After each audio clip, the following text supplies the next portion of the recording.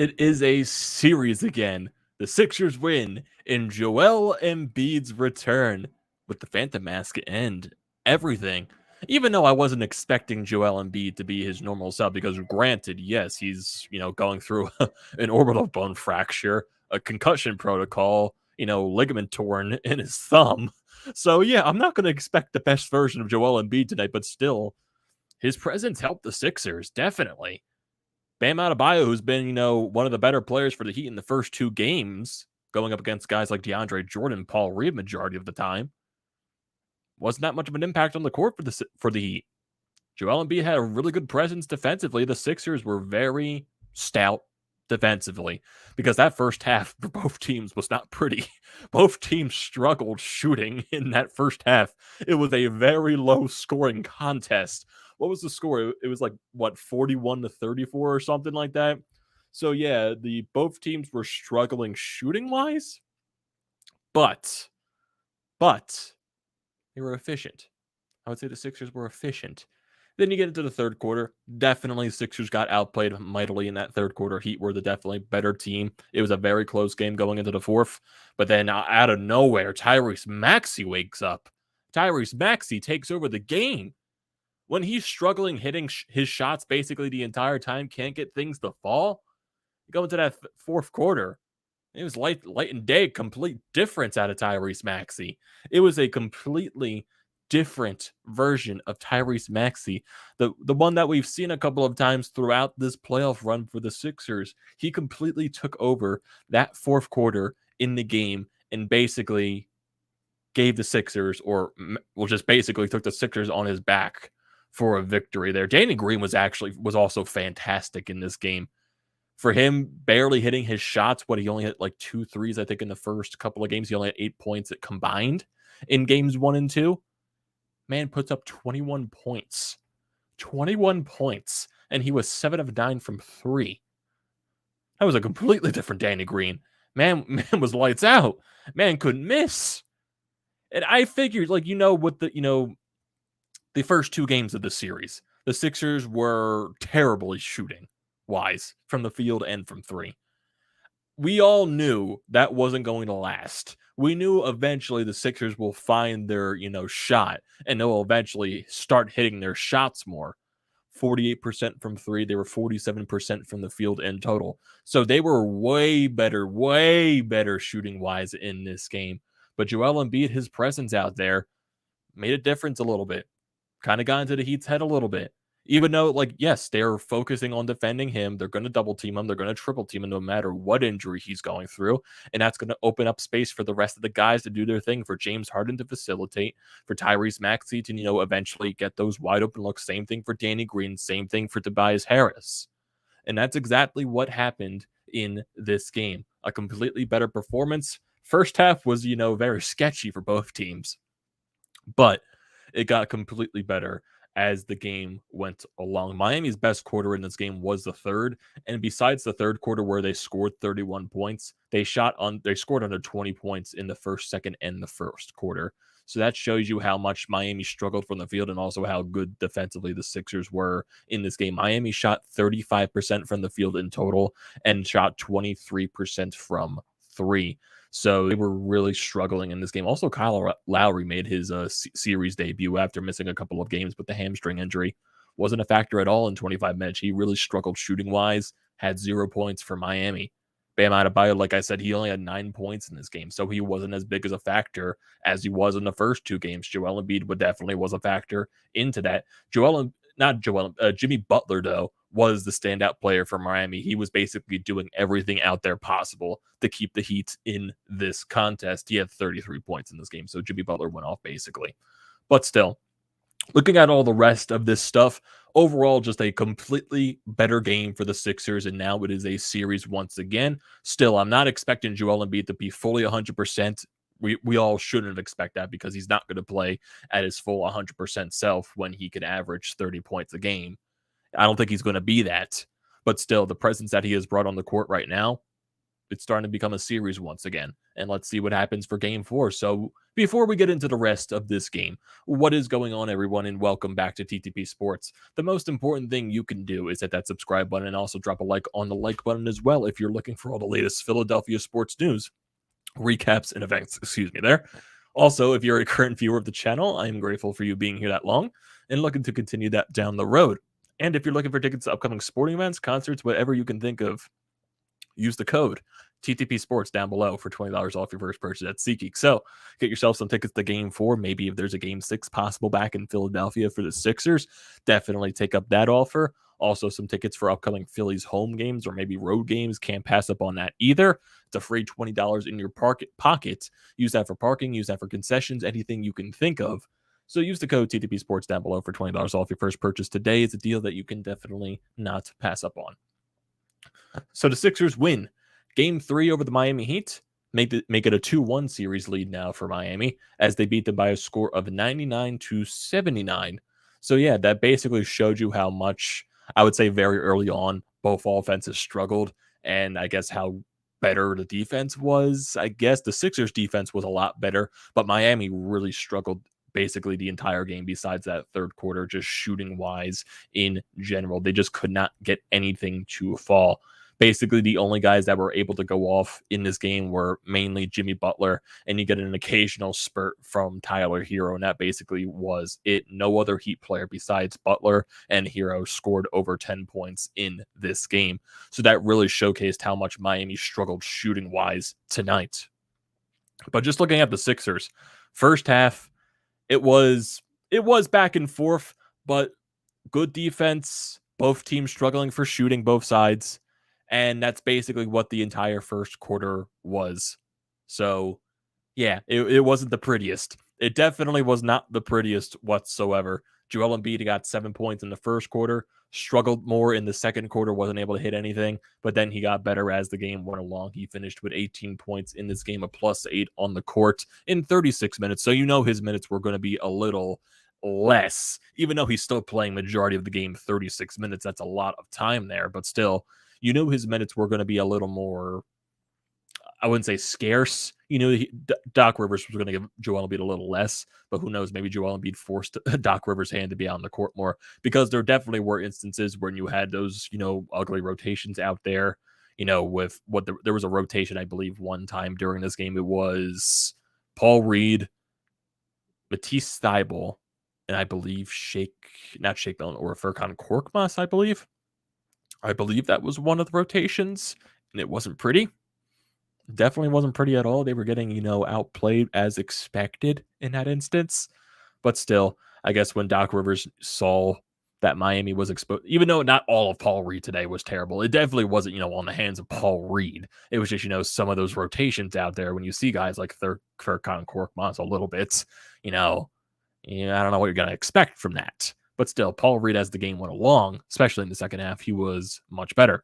But still, going back to everything else, Joel Embiid, 5 of 12 from the field, did not attempt 1-3, which was going to be expected. I would assume the mask and everything that's going on with, the concussion and the orbital bone fracture is going to affect his shooting most likely. So that's understandable why he didn't attempt a shot from beyond the arc. He was 8 of 10 from the free throw line, 11 assists, 11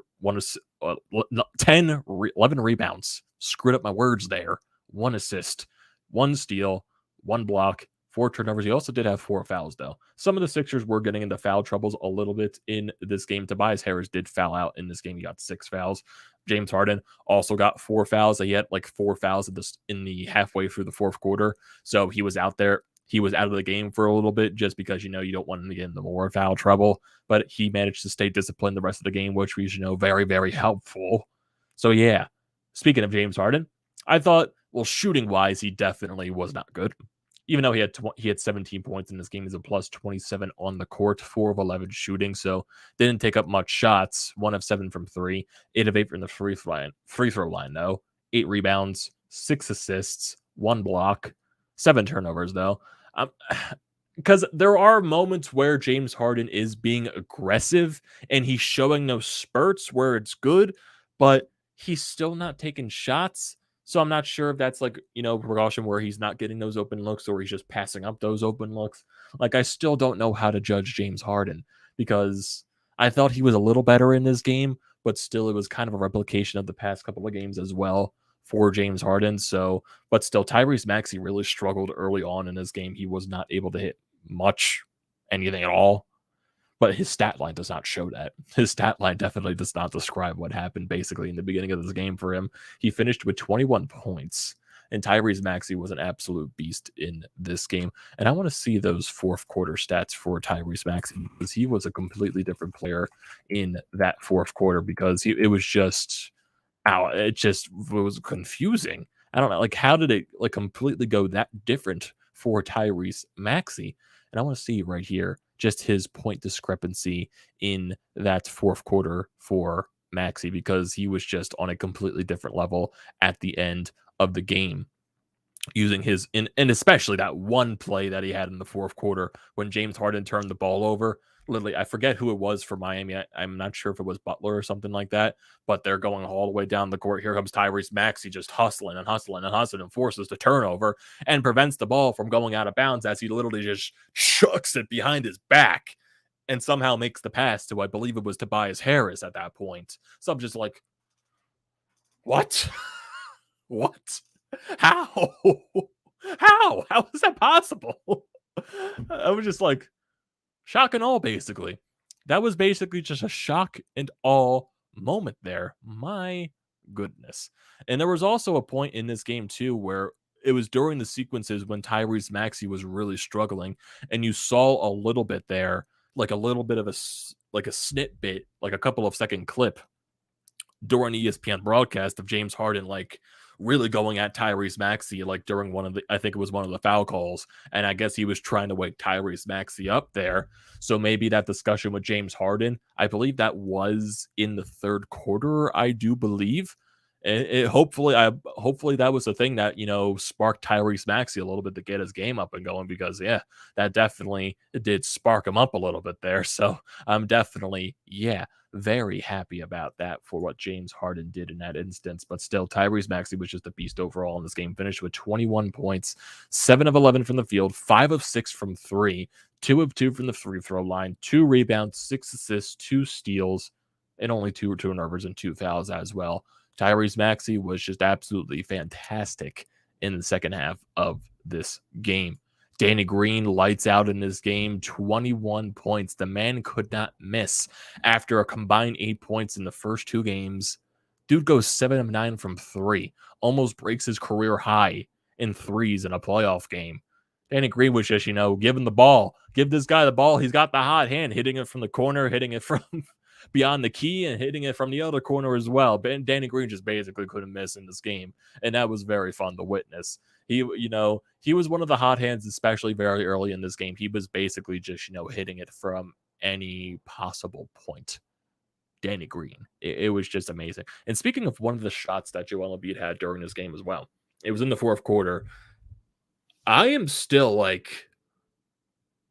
thinking about this because as I continue to watch it, but back and forth in my mind, he was going up against Bam at this point, and I want to know how the hell he hit this.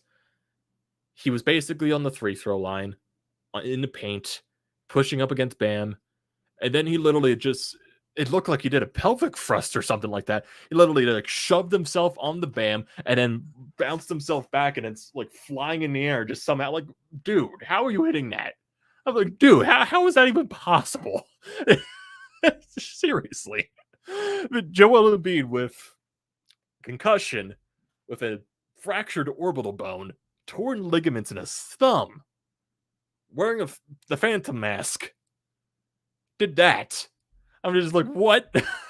How did he hit that? How in the God's name did he hit that? I'm still just thinking about it the entire way. I just don't understand how that man was able to hit that shot. It was completely unbelievable on that point. Looking at the rest, Tobias Harris, he was still a beast defensively in this game. No, the offensive numbers definitely weren't there, but Tobias Harris was still fantastic on the defensive side, regardless if he fouled out or not. 9 points in this game, 4 of 13 from the field, 1 of 5 from 3, 7 rebounds, 10 assists. No, 10 rebounds, 8 assists, 2 steals, and only 2 turnovers. So yeah, Tobias Harris was great in this game, as he's usually been throughout the entire playoffs. Looking at some guys off of the bench, George Niang finally hit a shot. He got 3 points in this game. Paul Reed with 2, Matisse Thybulle with 4 points, Shake Milton with 4 points, and that's basically the rest of your bench guys. Furkan got some time, and also as well didn't record a single point there in 6 minutes, but still, overall, completely better performance from this Sixers team. And I wonder what the impact is now going to go into Game 4 on Mother's Day at 8 p.m. on Sunday. So I wonder how everything's going to work out there. You got yourselves back in the series now. Joel Embiid definitely made a little bit of a difference there for the Sixers, especially, stopping Bam. And overall, Miami just really struggled shooting-wise tonight. It was basically just Jimmy Butler and Tyler Herro and nothing else. Kyle Lowry in his first game back and completely invisible, did not hit a single bucket whatsoever. So yeah, right now, Sixers got their home court advantage. Let's see how it goes into play in Game 4. And I'm going to be very excited for that Sunday night prime time game. Yeah, definitely. Definitely. And it also kind of felt a little bit better, too, because we didn't have to watch the Phillies tonight. They got rained out. Maybe tomorrow gets rained out, too, for the Phillies, but still. Overall, still a little sour from last night's Phillies loss, but still going to watch all 162 because I'm a goddamn lunatic, and I still cheer for the Phillies. So, yeah, definitely all that stuff, but still, really good night.